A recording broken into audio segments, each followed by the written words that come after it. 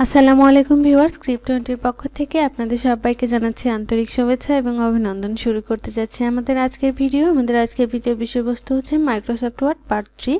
Part 3তে আমি আপনাদেরকে দেখাবো মাইক্রোসফট ওয়ার্ডে ফাইল কিভাবে সেভ করতে হয়। তো চলুন শুরু করা যাক। মাইক্রোসফট ওয়ার্ড ওপেন করলাম।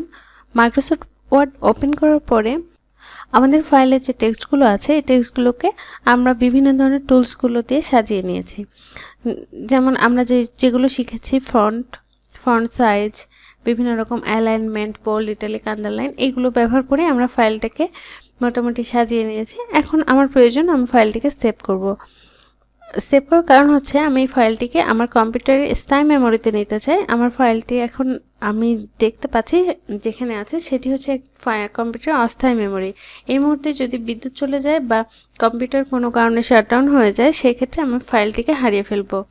ফাইলটি যেন কখনোই না হারিয়ে যায় সে কারণেই আমার ফাইলটি সেভ করতে হবে। এবং ফাইলটি সেভ করার জন্য যেটি করতে হবে সেটি হচ্ছে চলে যান ফাইল থেকে সেভে ক্লিক করুন। এখন এখানে আমি একটা নাম দেব, ফাইলের নাম দিতে হবে। ফাইলের নাম হচ্ছে আমি এখানে দিলাম ক্রিপ্টন-it, KRIPTONIT, ক্রিপ্টন-it। ওকে, সেভ। উপরে এই লাল কালারের বারে একটু খেয়াল করুন, এখানে kryptonite.txt নামে আমার এই ফাইলটি কম্পিউটার হার্ড ডিস্কে সেভ হয়ে গেছে।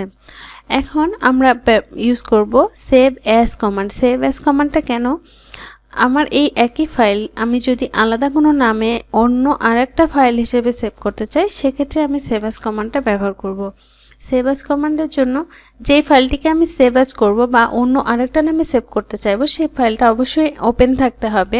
এখন আমার ক্রিপ্টন-it ফাইলটি যেভাবে ওপেন আছে। এরপর আমি ফাইলে চলে যাব, সেভ অ্যাজে ক্লিক করব। সেভ অ্যাজে ক্লিক করার পরে আমার এই যে ফাইলটি ক্রিপ্টন-it নামে সেভ করা আছে এই ফাইলটিকে আমি আলাদা অন্য কোনো নামে সেভ করব, KRIPTON,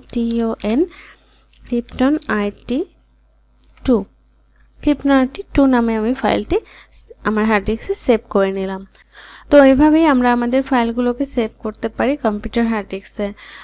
আমাদের নেক্সট ভিডিও দেখার জন্য আমাদের চ্যানেলটিকে সাবস্ক্রাইব করে রাখুন। Thank you.